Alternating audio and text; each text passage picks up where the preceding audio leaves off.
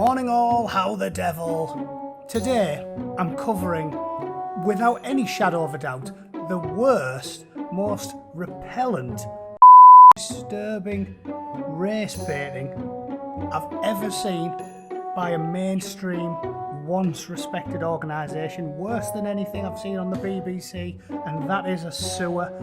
This week's collection of insane communist idiocy, identity politics, and general on the behalf of, without any shadow of a doubt, the worst publicly funded project since the Millennium Dome. Don't tell me there's another option, because I don't want to hear about this other option.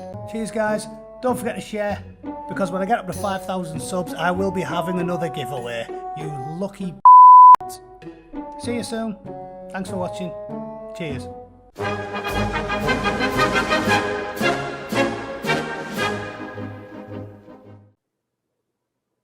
Mr. Angry Bootneck, how the devil are you?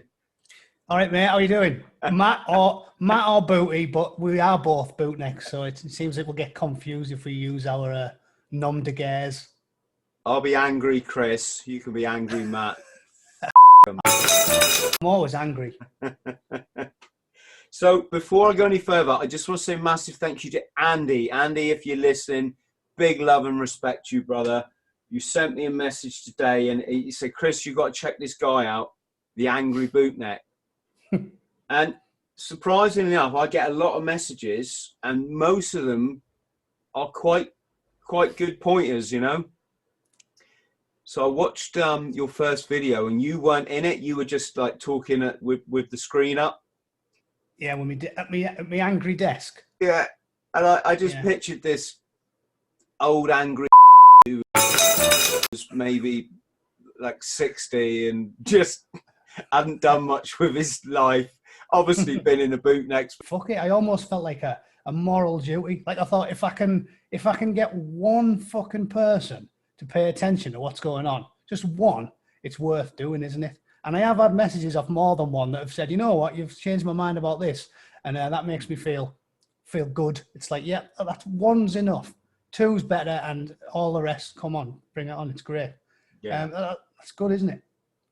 Yeah, it's, we should say for our American brothers and sisters, bootneck, by the way, is in American terms is leather neck, or it's slang for Marine. So that's our connection. You're probably wondering, but with respect to your channel, Matt, it's going to be huge. It's certainly going to be bigger after we've chatted. But I do wonder if the fact that you're called the Angry Bootneck, a lot of people probably don't, you're obviously not going to pick up on that. No. I'm only saying because you should be bigger than you are now with the kind of stuff you're saying. Well, you know, to that I'll say is, I don't mind keeping it honest. You know, I'm not very good at marketing. I haven't done any, I don't do clickbait. I didn't think of a name that was punchy or catchy. I just sort of fell into it, and I thought, you know what, if people listen, I wanted to feel as if people are listening for my own merit rather than because I'm really, really good at advertising or picking catchy slogans. And you know, it'll kick off or it won't. I don't worry about it. I just feel like, yeah, it's important in this day and age. The last 6 months especially has proven the importance of normal citizens getting up and telling it like it is, because a lot of people don't have the time to sit there perusing the fucking BBC News website. It's just fucking perverts like me that get some sick pleasure from reading that drivel every day. And most people just want a bit of low, easy entertainment / intel, and they do that by watching a video for 20 minutes. And I think it needs to happen, because look at things like George Floyd.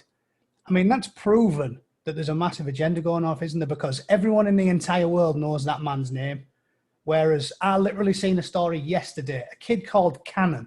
I don't even remember his surname, but I had to Google it because I seen it on Twitter and thought this might be misinformation. And it's this 5-year-old kid who got his head blew off, shot in the head by a bloke because he took his bike on his garden. And because the guy that murdered him is black and this kid's white, no one in the world knows his name. It's been over 48 hours and it's dead. And I think that just really proves that they're only interested in really telling you what they want you to hear, aren't they? They're not bothered about really giving you all of the stories. They just want to point you in a certain direction. And if they want you to go in that direction, they'll point it at you constantly. But it's shocking. Going back to what we're saying, mate, it's all part of a much bigger agenda, and it's a very complex agenda. Do you know there's actually like cycles in everything? Like, you know, like there's cycles in fashion. Yeah. So in 60 years from now or 100 years, the people will actually be wearing what we're wearing now, and it will just like recycle sort of thing. It's the same in finance. It's the same in the weather, like with the sun cycles. So they're predicting in the next 100 years, we're going to start to see the beginning of another ice age, or a solar low, I believe it's called.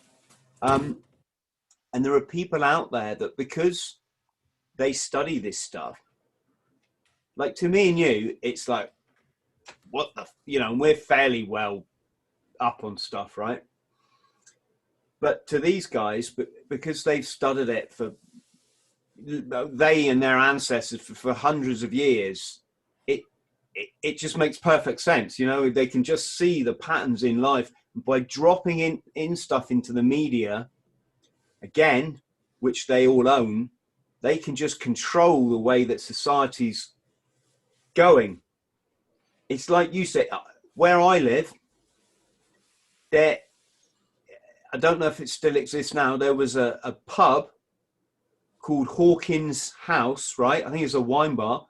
Hawkins, as in the biggest slave trader that ever lived in the history of mankind, right? And this was a wine bar, right?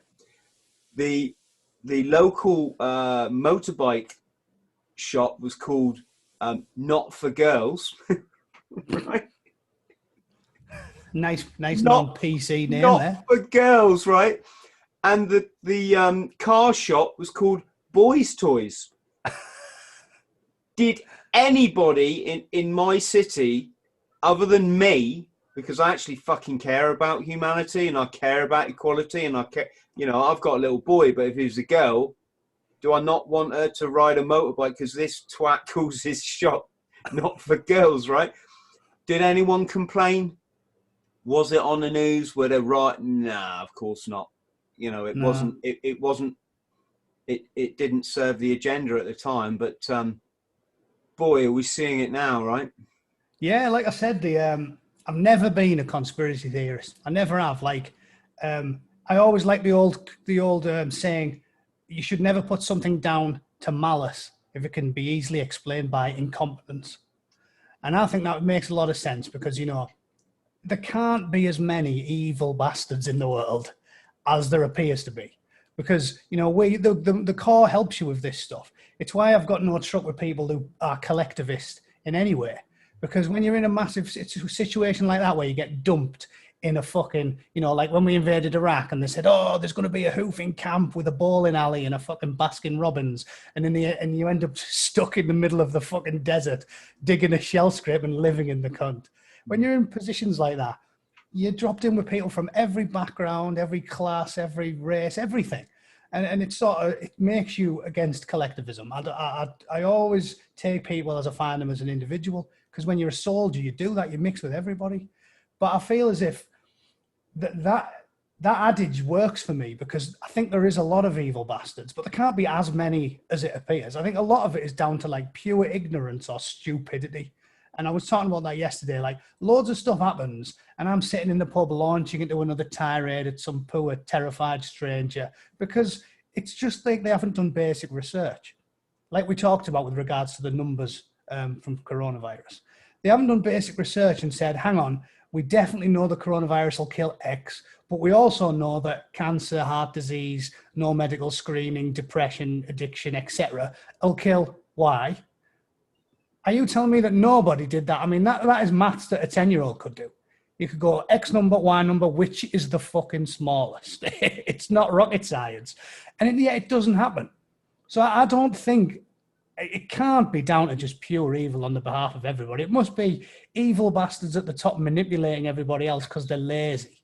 Because there's no way that like every single fucker in Parliament is just an evil bastard. But there definitely can be a massive bunch of clueless, ignorant fuckwits. So I prefer that explanation. I think it's evil at the very top and then just absolute stupidity, bribery, self-interest, nepotism, cronyism underneath that. And that's why we're fucked, especially with regards to the last two there, because nepotism and cronyism, I was just making a video about the state legislature in California. My wife sent me it. It's like the fucking mafia. Like, and I think what this is happening even more now, and this is my theory about why we've got no quality in anything. It doesn't matter whether it's the art even. Like, have you noticed how all the TV and movies now are absolute dog shit? Like, you'd rather watch your house fucking burn down than sit through some of this shit. And it's because every time I see something I hate, I Google it, and the fucker turns out to be, you know, mum was a director, daddy was a producer. I think we've got less work. So the cronyism and the nepotism is funneling everyone into all the good jobs, all the arts jobs, or you're going to be a newsreader, or you're going to be a politician, or anything like that where it pays a lot for very little work. They're all getting in there, not because of ability, but because of cronyism and nepotism. And that's my theory about why we're so bad at everything. Because the legislative branches in the United States now, California especially, it's like the fucking mafia. Fully, like, they're all related, they're all best mates. You know, Newsom's the nephew of the fucking dad who was the governor. They're all fucking sucking each other off. It's like The Sopranos. It's mental. And again, I'll do a video about it and then lay it out for you. It's mental how bent it is. And that's my theory. I think it is, as you say, there's definitely the evils at the top, and the rest of it is just down to incompetence, stupidity, ignorance, and we're fucked. Yes. Well, I wanted to ask you, Matt, you're in California now, right? I am, yeah. I'm in Pasadena, California. It's 11 o'clock in the morning. Is Pasadena like is that down with the kids or? No, it's quite nice. I didn't move right into the downtown. We're literally like 9 miles away from downtown LA. I'm just looking at my map here. It's not big enough to have Pasadena on it, but so if you got LA, where is it in relation to LA? It's about 9 miles east of downtown LA. Oh, okay. So you get to drive into LA and see all the, you know, the sights. Oh God, the fucking road. Let me tell you, right? You know, when I was a kid and I watched, you'll remember it. All the young thrusters watching won't, but you remember the movie Falling Down? Yes. Where Michael Douglas. I remember watching that when I was about 11 and going, fucking hell, that's a daft film. What's the point? That couldn't happen. And then I sat in a fucking traffic jam in LA for 2 hours and went about 4 miles and thought, fucking hell, I'm ready to machine gun a fucking McDonald's at this point. Like, you can see why that movie got made and why everyone's fucking nuts. Can I just say, even to sit here in my city, which is Plymouth, I cannot believe society has got to the point where people, and I know it's not their fault, but it's the way society is set up, people will sit in traffic for the best part of an hour in their morning, then the best part of an hour in the evening. Okay, it depends where you live around, you know, where you commute. It's, at what point do we just accept that and think that that is good and that is a normal way to live? Your engine chugging away, burning fossil fuel, your brain dead because all you know, well, I mean, luckily you got like audio books and that now, but people make the most of it, right? But no, it's bad.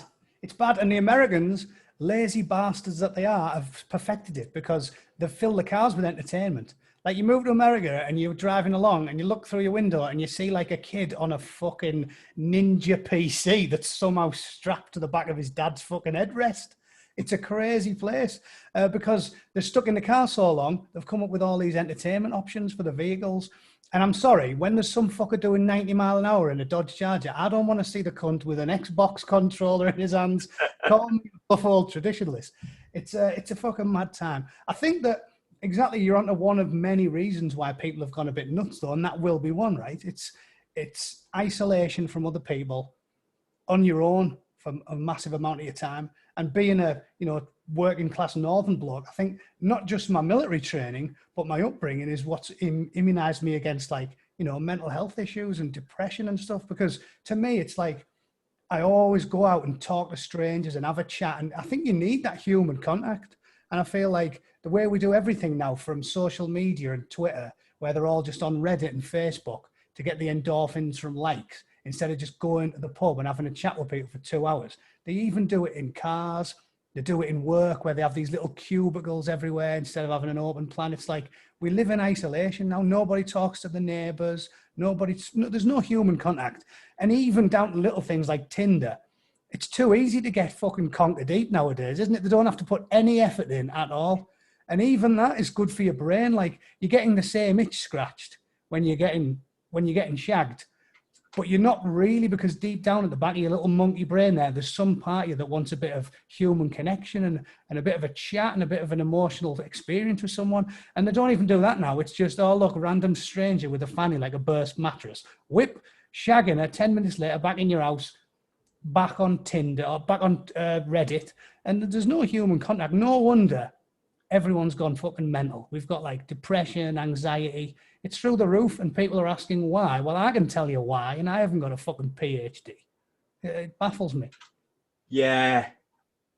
Went to my mate's farm for 4 days, right? And he loves my little boy, right? And he just says, Chris, your kid is the only one that comes here and just gets hands-on with everything. The tractor, the axes, the machetes. 5 years old, he can wield a machete better than most blokes these days, to be honest. And he says the only kid that comes here, Chris, that doesn't just sit there on a tablet monged out, not talking to anyone, let alone adults. And we know that's bad, don't we? I remember reading a piece a couple of years back that said, like, all the top tech gurus, their kids are banned. They don't. Zucker twat doesn't let the kids use Facebook. He's like, you're banned till you're 18. But we do. And now you just see, little fat kids who are like, 14 stone when they're 7, just on a tablet, don't even look up, neck like a fucking shin bone, because all they do is look at a bastard tablet all day. It's crazy to me. We know all of this stuff. We know the science. We know the kids need to be out running around, drinking out the hose pipes and fucking jumping over the beck. We know this. And because it's easy, people just go, fuck it. There's your tablet. I'll see you in 8 years, you little fat fucker. It's crazy.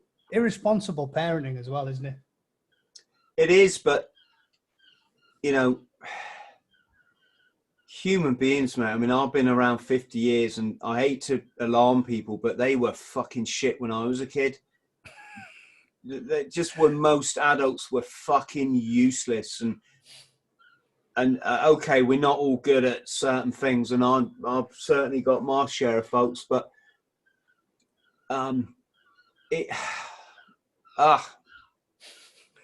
you can tell me some stories from the good old days. I'll tell you one, right? We had this cousin, and he was a good guy. He was a really good. He was what you call a man's man. He didn't fuck around, didn't give a shit. So he'd bring his family down in the summer, and he was like my dad's age, and we'd play with his kids. And like, you'd go to the beach back then, they would just let us go out for the day with a rubber dinghy into the sea. Right? Yeah. Right? No parent came to watch you. We'd all just pile in this rubber dinghy. Luckily, we weren't blown out to sea. I'm not saying that was particularly responsible, but here's the thing.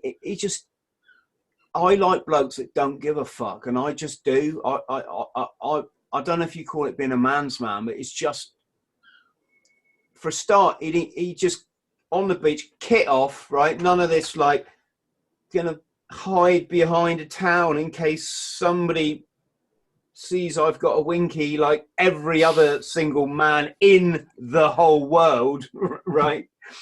Yeah. And so he'd be getting change out of his conger out, and then later in the day, that was right. The ice cream van came by like it did with its thing going ding-a-ling-a-ling, playing the tune, and the ice cream van got stuck like right in front of us.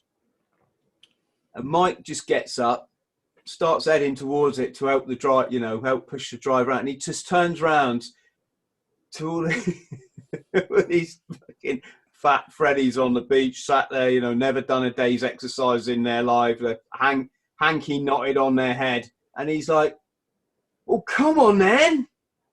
And suddenly all these blokes that, you know, I can't really explain it, but, you know, have no sense of community or like doing stuff in teamwork or anything, like, are going, oh, Betty, I better go and help. And they're all thinking they're these fucking hard men now because they're going to push this like, and yeah, I don't know, I got on that little track, but people are useless and they're getting more and more useless. More and more useless. I think that, remember the film WALL-E? Remember that? Remember the film WALL-E? You ever watch that? I think I did, but remind me. The Disney one with a little robot that cleans up all the trash. Yeah. And they're just fat knackers who sit on like a giant ship and just, you know, everything virtual. I think that's going to be prophetic because, again, all this is well known, right? Where we've got entertainment in cars, entertainment everywhere, doing everything via Zoom or Skype, VR shit. It's going to be like, seriously, everyone in 40 years' time is going to look like fucking Diane Abbott's ass, like just a puss's sleeping bag filled with fucking jelly. That's what everyone's just going to be, a slug, because we're just taking ourselves out of anything physical. We're going to have robots to fucking chop logs and put up walls. We're just going to be a giant fucking hole, the fattest planet in the cosmos. It's just going to be cholesterol and misery in 50 years' time. And as you say, it's embarrassing because this stuff is well known and we know what we need to do to fix it, but we're not willing to do it because it's human nature, isn't it? Again, our lowly evolution is going to undo us. And, you know, we talked about reading earlier. When I was a young lad and I got really into atheism because I loved arguing with, like, you know, Baptists and stuff. And I read a lot of Richard Dawkins' books. And it's basically our lowly origins that are killing us now, because when you were evolving and you went hundreds of thousands of years with no food, everything was scarce. So we evolved to go, fucking hell, as soon as we find something to eat, sit there and trough the fucking lot. And to this day, right, he read it in his book, he says, like, monkeys will kill each other for honey. If, like, tribes of monkeys find a beehive and they start eating it, they will murder each other for it because it's so valuable to them. And now, fast forward to now, we've still got the instinct in us that is, you found a big box of donuts, eat the fucking things. It's not in us to ignore the donuts and go and run up a big fucking hill. And it's going to kill us because we aren't motivated. You have to do the opposite of what your body it's worse than that, mate. You've got these 5 stone overweight, grossly obese donut eaters that never been to a gym in their lives. Never taken 5 minutes to study, like, diet because they're too busy watching Sky News and filling their head with utter shit, right? Watching Bake Off. Never travel to an interesting location in their life other than fucking Benidorm on a lad's holiday. And what do they say? I've got to wear this fucking idiotic fucking thing to protect their health. I know. Again, no, we can't talk about it too much because you'll end up getting banned, won't you? They won't let you descend. I think I'm allowed to say, you know, how I live my life. And anyone who knows my channel knows I set an example for my son, and that's a fucking warrior, you know, because I think we need a few in this planet, because it literally is, even the people I used to admire and I used to look up to, we're talking commandos now. You know, some of them are, you'd call them war heroes, and they're posting pictures on Facebook thinking they're clever. Yeah. Not understanding this is the nail in the coffin for the youth. Do it, you know, not being able to rationalize and employ, I don't want to say science, because science is fallible in itself, but there is a reason human beings have lasted 1 million years or whatever it is. It's because we're made of pretty strong stuff. And we work in a specific way, Matt. Do you know what I mean? And it's called evolution, and we're pretty good at it. And we don't need, you know, greedy, sociopathic little men with narcissistic and identity complexes who know nothing in life other than how much money they can make for their shareholders, telling us that we need to do this to our body, or we need to, otherwise we're the weakest link. It's no, mate, you're the weakest link. It's just everyone out there are either too uneducated or they're too cowardly to point it out. And yeah, I think ultimately, right, your body and your brain, they're the same, aren't they? You need to stress things to make them better. And if you don't work your biceps, they get weak. Lifting shit, that's sort of hard work, that. The monkey goes, fuck this is shit, let's just go and eat some Twinkies. But you do it and it makes it stronger. And I feel like your brain's the exact same. Your brain and your body need to be stressed. And if you're just comfortable all the time, it's fucking bad for your health. This is why, again, old school blokes like you know this, even if you've never read it in a child psychology book, you know it deep down because you're not a fucking idiot. And it's spoiling a child is the worst thing you can do for them. Again, they knew it. My nana used to say, oh yeah, killing them with kindness. Do you remember that when there was about 10 years ago, there was a proper little fat Geordie kid. And I remember the story because my dad sent me a text message. And it was national news because his parents were going to lose the child. The state stepped in and said, he is such a little fucking roly-poly butterball, this fucking 10-year-old. We're going to take him off you for his own good. And everyone started it just sparked a big civil liberties debate. And my dad sent me a text and said, they asked that fat Geordie what his favourite lesson was at school. He said, music. They said, what's your favourite instrument? The fat cunt said, the dinner bell. But it's an interesting thing, right? And when that happened, my nana said to me, killing them with kindness, it's because they're weak themselves, right? Because no parent wants to upset the child. That little monkey part of your brain says, protect it at all costs. And maybe, like you say, you always blame the parents. Sort of is our fault as well, isn't it? We don't have the mental fortitude to steel ourselves and say, I'm going to force myself to be momentarily cruel to this child because in the long run, it'll be good for it. And it is, it's your brain and your body in tandem. You need to work them, you need to stress them and make them do things they're not comfortable with. And that's what is good for a kid. And this idea that you should protect them. Again, I've read 2 of Jordan Peterson's books and he's a professional and that's exactly what it is. It's no, don't ever say that. You should never say, I just want to protect my children. It's not your job to protect them. It is in the way that you want to stop them from dying. But your real job with a kid is to toughen them up. It's to toughen them up and prepare you for life without you. That's your fucking job. If you just protect them, mollycoddle them constantly, they will be fucking useless at everything because you did everything for them. Again, this isn't difficult stuff. Why don't people apply this knowledge, which is known by every grandparent in the British Isles? They know this, but they don't apply it. What do we know about eating a bit of dirt and, it's what we evolve doing. It makes you stronger. It makes you impervious to illness. And again, goes just counter to everything you see in the media at the minute. I was going to talk about Alkaline Diet, but anyone who's been on a subscriber on my channel has heard me say it enough times. I think we're talking about it. It's just, folks, it's really simple. Keep your body alkaline. In my experience, you will never get sick. And that solves the problem for everybody, does it not? I don't know much about it, to be honest, Chris. Oh, well, mate, do a bit of, I would say type it into a search engine. The trouble is, these people that control our diet are so powerful. These lobbyists and people for the meat industry and the dairy industry, all the people that have had free reign to just brainwash us and poison us for the last God knows how many years. They're so powerful. They get people to write articles in kind of like scholarly terms that if you're uninitiated, you go, oh, this guy, he's got a PhD.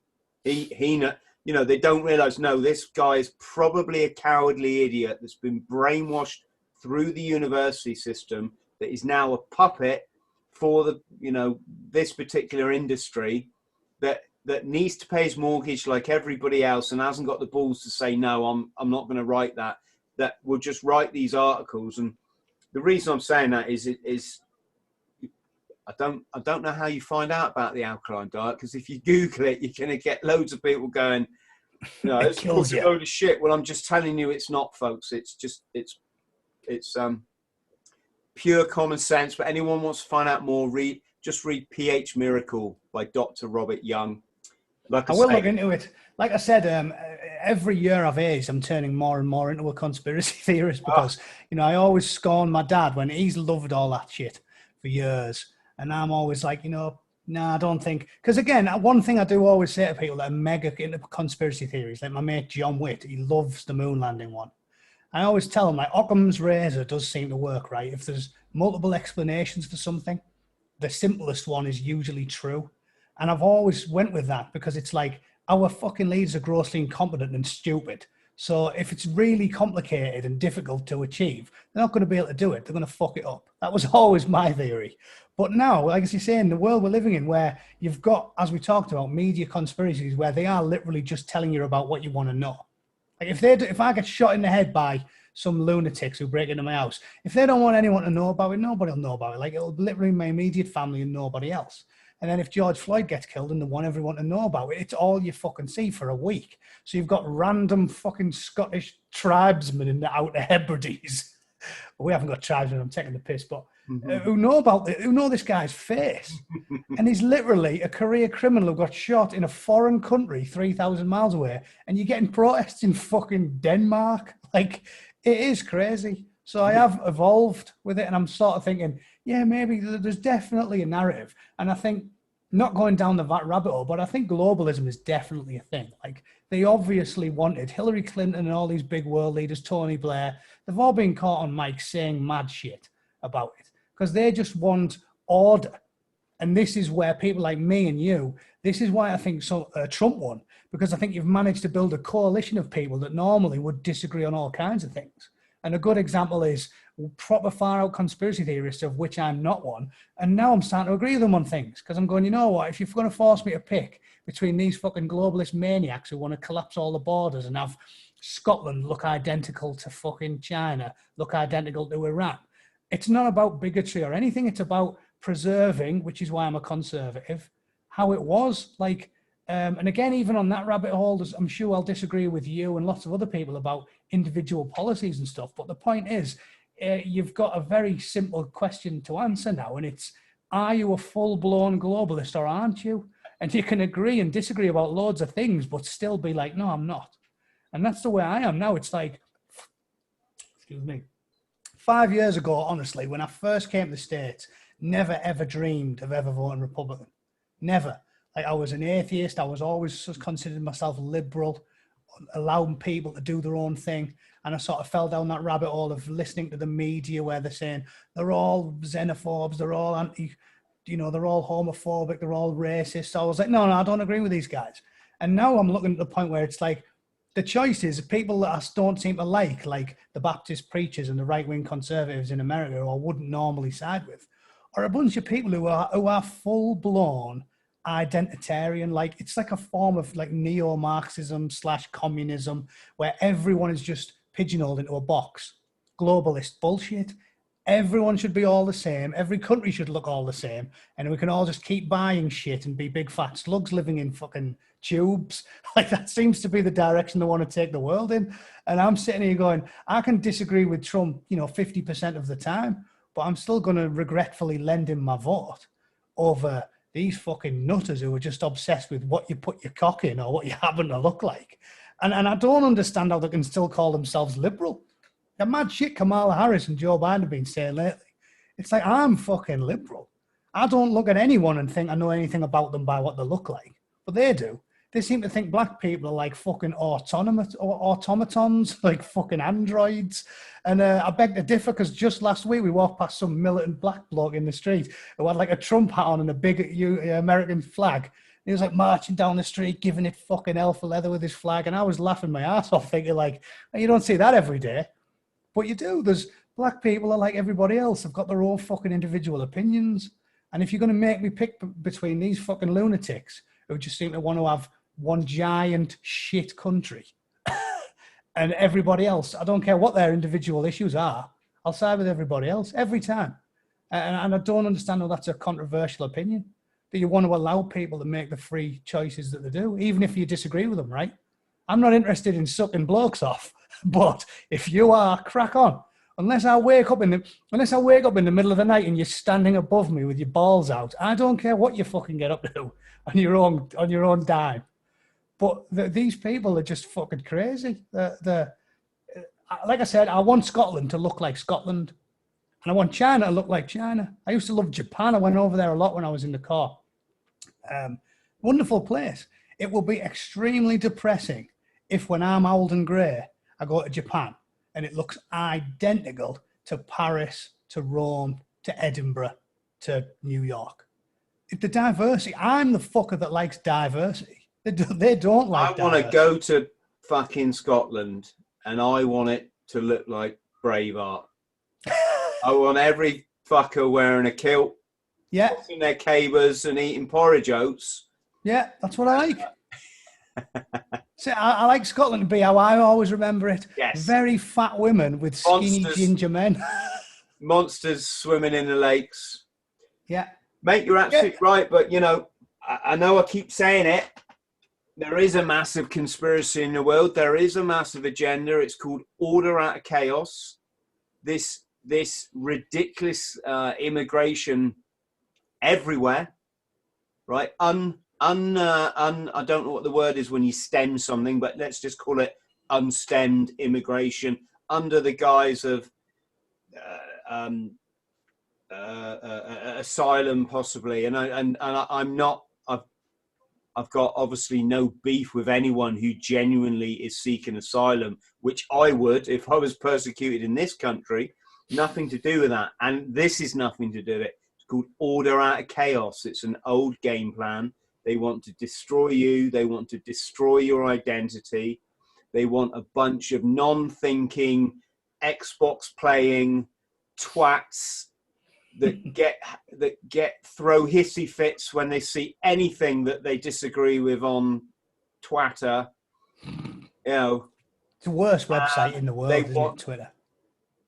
They want a whole society that lives in fear and division, because if you've got that, then it's very easy to control. And you've also got a nation, a world full of unhappy people. What do unhappy people do?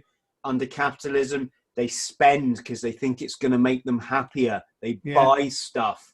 Where do you think that money goes? It ain't going into your pocket, you know. I know. They want us fucking depressed. No wonder everyone's depressed. They want us fucking depressed. Keep going on Facebook for 10 hours a day. Shove your finger firmly up your fucking hoop and just sit there buying shit off Amazon and thinking you're socializing by sitting on a computer and pressing buttons. And exactly what we talked about earlier. You need to go to the pub, sit across from someone. That's why we've got to get rid of the masks and have people chat and get on with each other. And the idea that we can just replace it all with technology is no wonder everyone's topping themselves left, right and centre, because a blind man could see it coming. Can you imagine if you're a young person watching now, listen to this. You know, you're talking to two guys here, actually, whether you agree with the military or these wars or whatever, and everyone knows my feelings on it. But regardless, we've got out there and smashed it. You know, we've met people in foreign lands. We've done adventure sports. We've thrown ourselves out of airplane. We've fired guns. We've eaten stuff you're probably not supposed to eat, and you know. Eating things that make a billy goat puke. Wow, I was all thinking eating things that have come out of other people's bodies, but you know what you're talking about there. That would get us banned on YouTube. Well, I don't want to go there. But you know what we're talking about there, though, is it's right, isn't it? I think that doing something like we talked about earlier, where you're forced to mix with people, it's good for your head. And as we were saying about how you need to work your brain and your body. Like, for example, my wife, very, very timid, shall we say. We get on really well. Whenever people meet us, it's quite funny because she's a Yank and I'm British. And the first thing Brits say is, aren't Americans all fat and loud? It's like you two have swapped fucking jobs because you're fat and loud and she's fucking skinny and quiet. Like that's us. But she enjoys socializing, and one thing she's always liked about me is that's why we get on. Like I talk a lot. She's pretty quiet. She loves to go to the pub in England and talk to the old blokes. And it brings her out of her shell and it's good for her. It's like you need social contact. You might not think you do, but you definitely do. And like I said, if you're watching this and you just haven't actually physically talked to someone for a week, get yourself out. Even if you just go to the park, talk to somebody. Because it needs to happen, and I firmly believe that's why we're in the state we're in. The statistics for suicide have just gone up every single year of the last 20. Matt, that was the thing I was saying for our young people. By the way, I should just clarify: our King Squad pass out dinner or piss up. Alan Dillon tried to down. We had this cheap. I think we're drinking Lambrino or some cheap. We didn't really know what wine was, so we just got all this Lambrino, right? And of course, we're drinking it by the pint. Alan just threw up into his pint glass. I went, oh. And he necked half of it and then just passed it around the rest of the troop. And irregardless of what you think about drinking other people's puke, it's better than getting to 50 years old and realizing that that's all you've done all your life. And I don't think you're gonna get many fans of it, many advocates of spew drinking. I'm not. But no, you are right in the fact that even that, right? And everyone's got funny dits about shit like that, drinking piss and acting like a fucking barbarian. But it's socializing and it's bonding in a way that humans have done for hundreds of thousands of years. And like I said to you, you can't fight evolution. You can't live and exist and evolve from where we came from for thousands and thousands of years, and then suddenly get to like 1997 when the internet starts rolling out and just change it over the course of 10 years. Like, it's unnatural for humans to live in fucking tubes and talk on computers. And, they're even talking about now having a baby where you can, like, I don't know, spunk on a little fucking rock in your cellar, and then your missus squats on it, and then you put it in a little fucking pod and you leave it there for 9 months, and you come back and the little twat's ready for action. It's like the mother needs to bond with the kid. Like, it's an annoying inconvenience being pregnant. I'm not saying it wouldn't be shit, but you do it because it's human nature. It's where we've come from. A mother is meant to carry a child. Don't tell me to just jizz on a brick, come back in 9 months and have a kid. It's fucking ridiculous. But all of it's ridiculous, isn't it? Everything they come out with, they make it under the guise that it's going to make life better or this or that. Always. Convenience. Ow. Ugh. Always. Matt, listen, we could slag the world off forever. And I'm sure we will do some more of it. But can we chat about your time in the Marines? Because you had 5 combat tours? 5 operational tours is what I'd say, because I went to Sierra Leone, but that wasn't on an op. That wasn't op Barras. I was still a nod when that was going off. I think that was 2000. I joined in November 99. And I deployed 5 times on ops. I went to Northern Ireland with 4-2. So that was, 2001. And then I went initial invasion of Iraq with 4-2. And then I did my Inc course, and then I went to 40 Commando, and then I did Iraq again, Afghanistan. So there's my 5. So I deployed 5 times. Yeah, I did 2 Iraqs, 2 Ghanas, and a Northern Ireland. You went through Limpson 11 years after me. Oh yeah. You did it back when everyone was fucking rock. We're saying how everyone gets weaker every decade. I love that. Did you see that program on YouTube with all the MLs going through the ML2s back in the day? You ever seen that? Behind the Lines.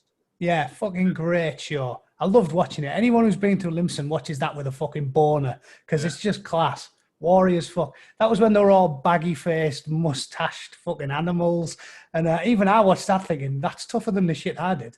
Like, I remember when I joined up in 99, I remember the corporal telling me they just changed Survival X, and made it like 48 hours instead of a full week.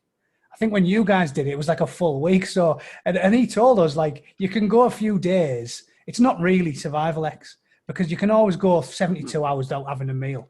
But when it gets after that, you literally need to eat something, or you start getting savage stomach cramps. And, you know, we've gone through it in later years. It's savage going that long without food. So when I did it, it was like, just basically try not to eat anything. Eat a few insects by swallowing them all with a bit of water. You know, eat a bit of rabbit. It wasn't like when they did it in the 60s and the 70s, it was literally fucking, you're eating rats and squirrels for fucking 5 days. Did you, that was hardcore. Do they still do the rabbit thing? I'm guessing in this modern PC age, you can't go like karate chopping a rabbit and killing it and then eating it. Well, they did in 99, 2000. I don't know about now. I mean, fucking hell, I'm getting old now, aren't I? You're looking at 20 fucking year ago. I'll tell you a funny bit about that. One of my mates, Greg, when we were doing that, he, you know, they teach you to do it properly, where you hold the rabbit upside down and you stroke it so it's nice and relaxed, and then you just go, whoosh, and it's dead. Greg was stroking his rabbit, and he was like, oh, you lads know fuck all, man, watch this, you have to get it nice and relaxed. And he was like singing it a little song, and we were all laughing. And then he turned around, rabbits are actually quite clever, you know, they've got visual cues with the brain. He turned around and the rabbit was literally looking at its fucking oppos, getting their head smashed in slightly across the clearing, right? So he's soothing it, going, na, na, na, na, na, and then it was like, fuck, and it started going mental, and he was like, ugh, and he panics, and he's just started going, ugh, ugh, like giving this rabbit like right hooks. And he killed it with about 9 punches to the face. And he's just got this mangled lump of meat in his hands. And it was just funny to me because he was bragging about how he was going to do it the professional way. Yeah. Yeah.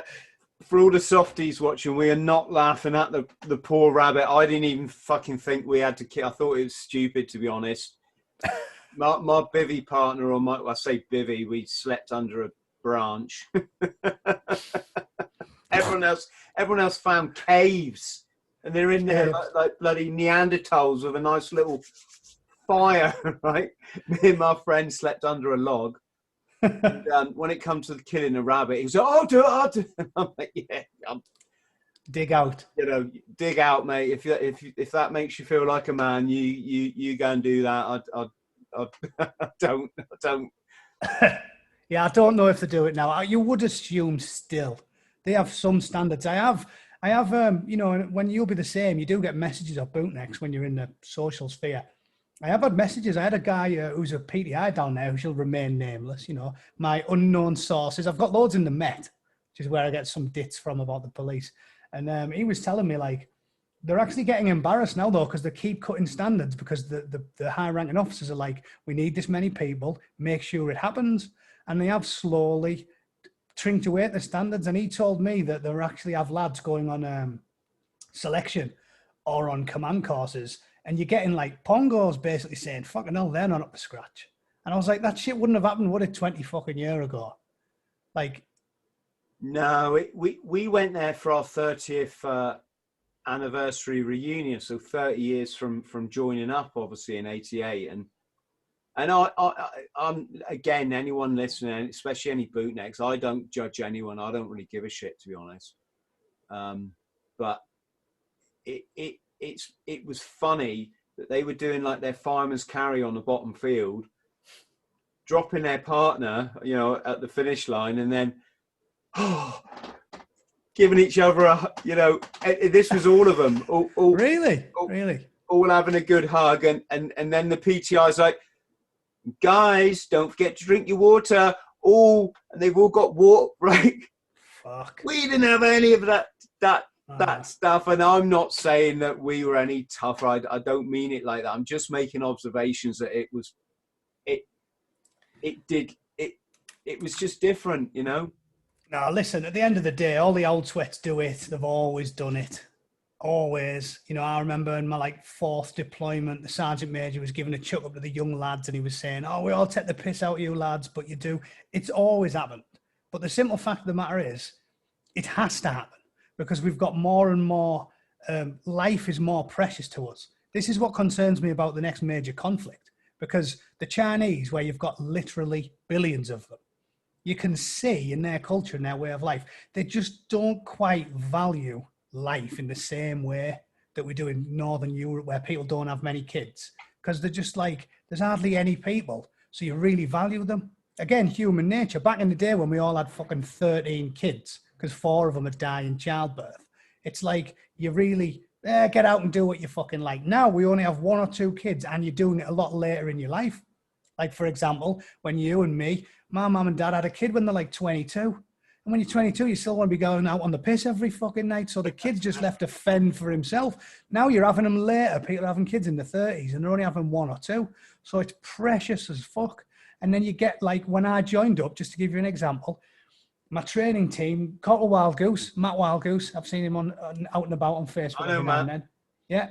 He took me through as a nod and he told me, like, their last troop was when that lad drowned in a crazy whirlpool? The Crazy Well pool, the pool on Dartmoor. He drowned, so that must have been 98. What? And then how did that happen? They were doing a river crossing and he hadn't properly waterproofed his Bergen. And back in the day, he didn't tie onto anything. So he sank like a stone and he drowned. And then their next troop through training was me. And then I joined up in 8th of November, 1999. And 6 weeks later, that's when that lad Nathan got shot in the head by accident. Did you hear about that one? No, was that at Lympstone? Yep, he was. I know because my mate Jack, who's an Irish lad, who was in the troop. So that was about 6 or 7 weeks after I joined up, I think. And he got shot in the head when they were out on exercise. And that was because they didn't have the yellow BFAs and the yellow magazines. And they meant to just scare him up, first thing in the morning to do a crash move. And the fire burst into the harbour area and it hit this poor bastard in the head and killed him. But the point I'm getting at is, that's in like a very short period of time, like 2 years, we had 2 deaths in training. So it was my troop before I joined up and then the troop while I was in training. It's 2 dead kids. And whether or not I'm not trying to slag anybody off, but ultimately life's very precious to us now. And it's like, you can't have deaths in training and not have some action be taken on the part of the state. So by definition, they have to change training, i.e., fucking hell, 1 year, didn't we lose 3 lads doing SF selection a few years back on penny fat because it was too hot? Yeah. Stuff like that happens. And when people die in training in this day and age, it's not like fucking hell in the 50s where we used to laugh on Puzzle Palace on the walls and there's pictures of graves and it's like, this idiot he skylined himself on exercise and stuff. Now we won't have that shit. So people die in training and now it's like, no, not happening. So of course they've had to water training down because if some fucker dies of heat stroke in 2020, that's national attention and everyone's outraged by it. Yeah. So now they stop and tell them to make sure they have a water bottle. They don't do what they said to you. You'd go, Corporal, I'm thirsty. You'd go, crawl through the nettles for an hour, you little cunt. It's a different era. So it does sound like you're just an old sweat swinging a lantern. But of course it's going to get a little bit easier. We're just not. I'm highlighting the Marines because obviously we visited Lympstone for our reunion. I am obviously talking about the whole of the forces here before all my paramates start to give me shit. It's like, it's you guys as well, right? But let's give credit where credit's due. These boys and girls have still got to go in the same fucking theatre of war, right? Where they've got a savage enemy who doesn't give a shit about bloody water bottles or hugging, you know what I mean? Well, in that respect, I think it's not incorrect to say that it's more difficult. And that's controversial. But, I talked to my granddad about it before he died when I was in, and, he'd meet me halfway on that. Like, at the end of the day, it was brutal in World War II. But you had a very clear line in the sand. It was, there's fucking Juno Beach. These are the good guys. They're the fuckers with the skulls all over the uniform. I mean, they even give us a fucking clue. There was skulls everywhere. There's the fuckers with the leather and the skulls. They're the bad guys. Now, how hard is it? I mean, it is difficult. For example, when we invaded Iraq and I was part of that initial invasion, it was literally like kinetic operations flying in the middle of the night to take the Gosps. And then 12 hours later, you've got a helmet off, beret on, and you've got to walk around the town being nice to all the kids and the locals. And that's a difficult job to do. You've sort of got to be able to switch it on and off like a tap. And, people like Alexander Blackman fall afoul of it because the poor bastard's there fighting a war against a pitiless enemy that behead people and string body parts up around the fort. And then he's still expected to behave like a fucking officer and a gentleman with a white suit on in a courtroom. And that's a hard job to do. The worst thing about that scenario was he was so, regardless of what he thought you did, which, let's be honest, was, to do it and then have someone film it. And I know that wasn't his choice, but no, that I think for a lot of us, that wasn't the issue, because that wasn't exactly like the cleverest of fucking things to do.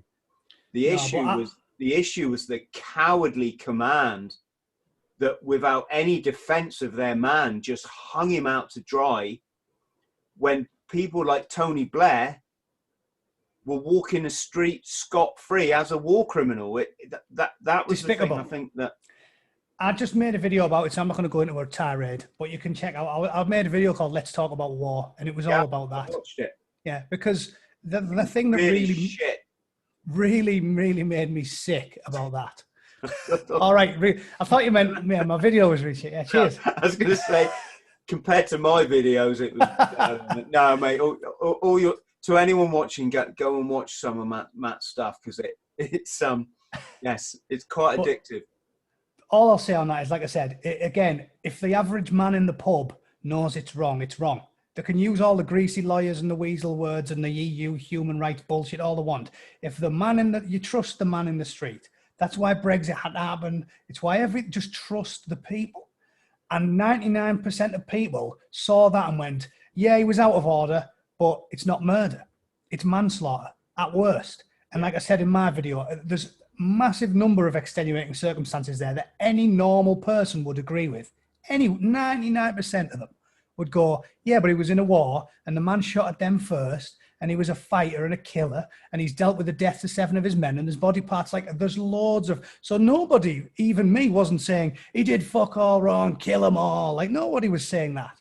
What he was saying was a fucking child could see that there's circumstances there where that's not first-degree murder. Like I said in my video, if I caught a bloke shagging my wife and I caved his fucking head in with my hammer because I'm a plumber, you wouldn't get 25 years for that. You'd probably do about 10, because they'd be like, oh, there's all these circumstances. To try the man for first-degree murder like they did, the headshed in the Royal Navy and the fucking British Army, those motherfuckers knew what they did was wrong. That everybody knew it was wrong. The second I read first-degree murder, it was like, I thought he'd killed a civilian. And when you read it, I was like, manslaughter. Everybody said it. And then after 5 fucking years of fucking the poor bastard around and all these legal, this farce, this legal circus, finally he gets what he should have got in the first place, which is a slap wrist, 3 or 4 years in the nick, and then you let him out. It sets an example. All the military know they can't go around acting like yahoos, but he doesn't deserve to be getting done for murder. And again, we all know this. We knew it at the beginning. So it was just a farce. It really did sicken me, that. It was just weird, the work. Again, it's this weird agenda, isn't it? That just... I'm lost for words, mate. What I mean is it was just irrational. They suddenly, had this guy and they hit him with the top thing. Yeah, wow. The top crime. Makes no sense, does it? Which again sends you down the conspiracy roads. It's like they must have known. Every lawyer that sees that goes, that's not murder. Yeah. For X, Y, and Z reasons, but they're just not murder. It's like it makes you think, what's the big grand game here? But the point I'm getting to is almost like, let's just say, right, that we owe the Afghanistan government a huge favour. I don't know, some freaking oil deal or something, right? But off the back of it, they wanted a British squaddy done for a war crime. If that was all going on beyond, then it would make sense why they did what they did to him. But obviously, to our knowledge, that didn't go on. It just seemed really, punish someone if punishment's due, yet fair enough. But to go after him with the highest possible charge and dismiss all the mitigating circumstances, it just seemed like a witch hunt, didn't it? Boggles your mind. And it's always the same with me. It's a matter of principle. Like, I left. Long story with regards to my career. A long story short is, when you've got past, 8 years, you're looking at doing a career. And I didn't. I ended up leaving after like nearly 10. And a lot of people say, that's weird. Why didn't you do 12? Or why didn't you stop? Because I love the job. You don't deploy 5 times. I'm not one of these guys who like deployed once and then left after 4, like did the minimum. I liked the job. I enjoyed it. But every tour I did, I really did feel like the government cared more about the enemy than us. And on my last tour in Kajaki, and I don't want to start at a war crimes tribunal, but this is the God's honest truth. Like, our OC at Delta Company, it was, basically told me, this is a gender, I swear down, by the way, I'll put my money where my mouth is. Anyone can question me on it. We were doing advanced to contact patrols. There was no civilians in the area at all. All the towns were empty, deserted. We were doing advanced to contact patrols, and the lads on the peaks were securing the ground as best they could by relay intel whenever you've seen anyone digging in mines, digging in IEDs, and shooting the bastards if they had the opportunity. So we had snipers and indirect fire and javelin and all sorts of shit all on the peaks. And if they spotted someone at 3 o'clock in the morning digging fucking explosives in, they used to twat them. And all of a sudden it came down from the top, not allowed to do that anymore. Too aggressive. You might kill a civilian. And my OC I was there in the ops room when he's on the phone arguing, and he said, they're not digging for carrots.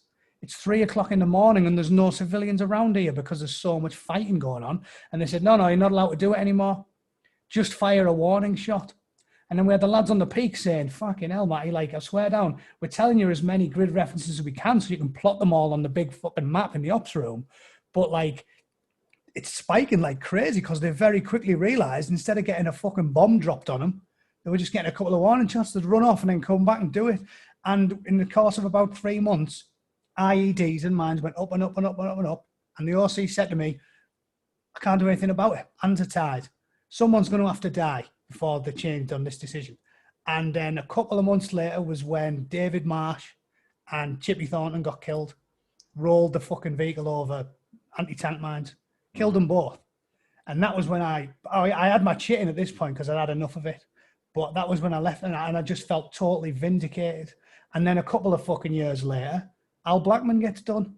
I was bitter and twisted at the time. I was really angry about it. When you see lads get killed and you think that happened because of politics, I was bitter. I've got over it in my old age, and now I remember all the good things about the Corps. But they were doing it then. Politics. People used to talk about how Tony Blair, Sherry Blair, was representing Afghans as a human rights lawyer and stuff. They cared more about the Afghans than they did us. And I felt that in a tangible way via the story I've just given you, that really was happening. So maybe maybe they really do care more about the lives of our enemies than their own. Well, why? I don't know. Yeah, if you're asking me, I'll say they create the enemy in the first place. And before anyone criticises me, I know the Taliban are a bad bunch of bastards. But I can remember what happened back in, was it 2001? The reason that they went to war in Afghanistan, and yeah, enough said about that. But yeah, it's just shocking. It left a bad taste in my mouth for many years. After that last tour, I was like, they don't give a fuck. Like, you know, the Americans used to take the piss out of us because our card alpha was so prohibitive. It was like, if they shoot at you, but then they start running away, you can't shoot them. I used to tell you stuff like that with a straight face. Like, if he shoots at you, but then he turns his back, no, you're not allowed. And the Americans were like, haha, fucking badoom. Twatting them with 2,000 pounders everywhere they went.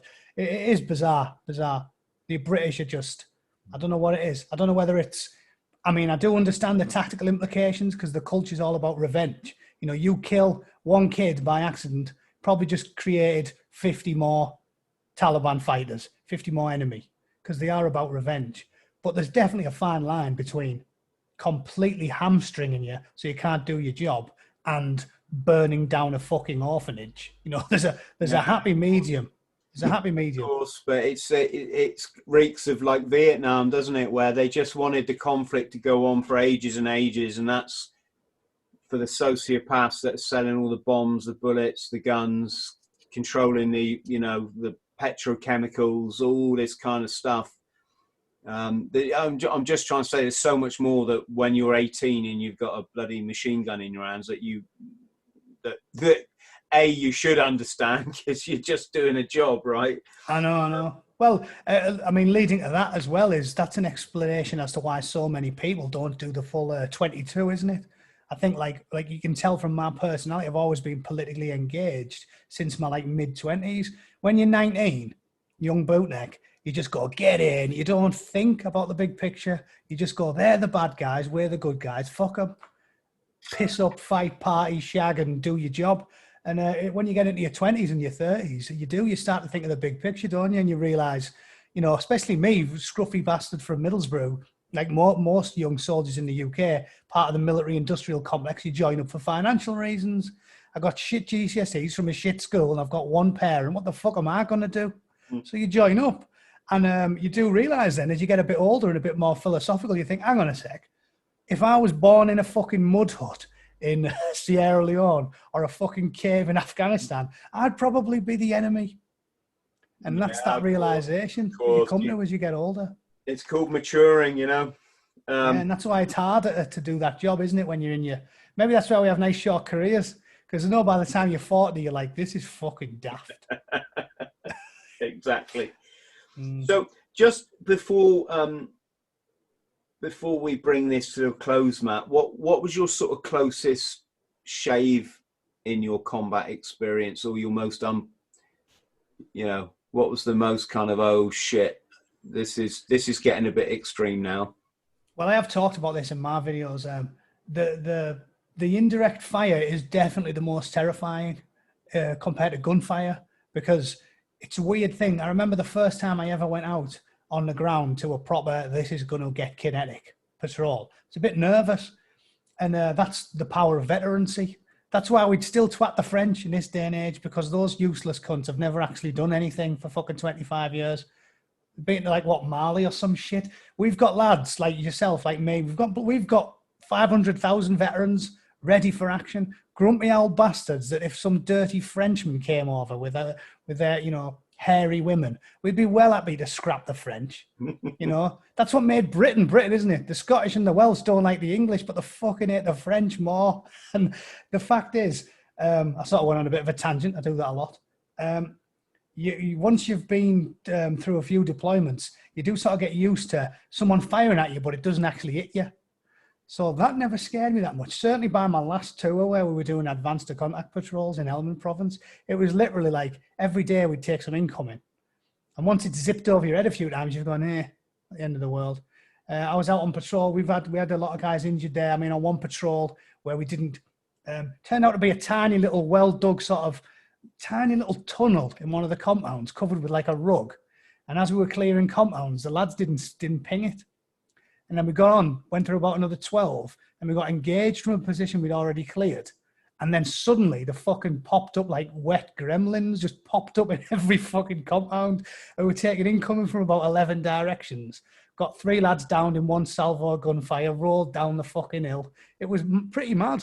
But even that wasn't as scary as the time I was sat having a shite in a fob, and I could just hear them go in the distance, and then and it's proper coming in close. And for that 1 second where you don't know where it's going to land, it's terrifying. That's definitely scarier than any gunfight. And when they're really close, it fucking comes in loud. And I always remember I nearly got blew off the shitter.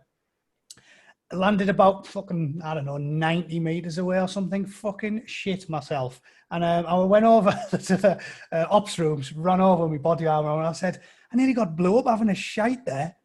And one of the lads there was one of my corporals in training. And he's mortars. And he goes to me, yeah, well, you know, I told you when you're a nod, we kill them, they kill us. It's not fucking rocket science, is it? I said, it fucking is rocket science. They're firing rockets at us, you mad cunt. So, yeah, that was this. And I mean, that happened dozens of times. I was on the phone to my dad in Iraq once, using the sat phone. One landed about fucking 80 fucking feet away or something, like really close.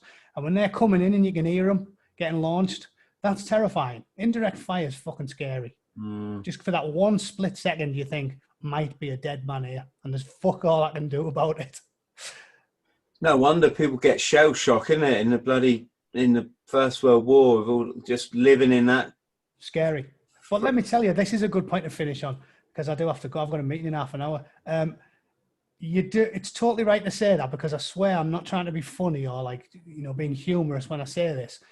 After all that shit I went through, you do have a few bad dreams, like, again, the really loud explosions that are really close to you. When I first left the Corps, for about, 3 to 6 months, I had like occasional bad dreams where you'd wake up like shit yourself because the big explosions and the bangs, and you wake up and you realize, oh, it's not real. Thank fuck for that. And you go back to sleep. Never had any PTSD or any issues or anything. But to this fucking day, I swear to God, I still occasionally have a bad dream about my basic training to this fucking day. And that's the point of it. And that's why we have to keep training our soldiers properly and bullying them and being awful cunts. Because just like we talked about earlier, that's what toughens your grey cells and gets you ready for the deployments. Because honestly, about once a month, I have a dream where I'm getting beasted at Limston and I'm 40 and balding and I'm struggling up a 30-foot rope while some cunt calls me an arsehole. It's terrible. And they still wake me up to this day. So that's why we need to keep training our boys correctly, isn't it? Because that gets you ready. It certainly is. Matt, on that note, thank you so much, brother. So Cheers. For people watching, your channel is the Angry Bootneck. Yep, Google that and you'll find it. I'm going to put your links below our podcast. You're on Twitter, aren't you, and Facebook? And I hate Twitter, but yeah, I am on there. I see that you get stuck into it, and I just think you can't go there because you just get well, I mean, I've got 70,000 people on Twitter or something. I can't argue with all of them, and no disrespect, most of them haven't seen even like a quarter of the world that I have, if that really. And so I don't even bother going there. It's but terrible. Twitter is the bollock cancer of the internet. That is just, you don't want to go anywhere near it. It's awful. You've got that knack of replying with something that you can't really come back to. Witty insults. I literally just go on there every now and then to argue with people and be a prick. But it's definitely the worst place on the internet. It's more toxic than Facebook or Reddit. Twitter's terrible. I don't recommend that to anyone. That's a fucking swamp. Yeah, it's all toxic, but that's a conversation for next time. To everybody at home, thank you massively for watching another edition of the Bought the T-Shirt podcast. Like, subscribe, or don't like and just live your life. I agree with that sentiment. Let's speak soon, brother. Thank you so much for coming on the show. Cheers, mate. Thanks. Cheers. Hello, friend. I hope this finds you well. My name's Chris Thrall. I'm a former Royal Marines commando, and I fought my way back from chronic trauma and addiction to live, work and travel in 80 countries across all 7 continents, achieving all of my dreams and goals along the way. Now I pass my simple system on to other people, but I can only help you if you like and subscribe. So please do so, because you get one life, and if you live it right, one is enough.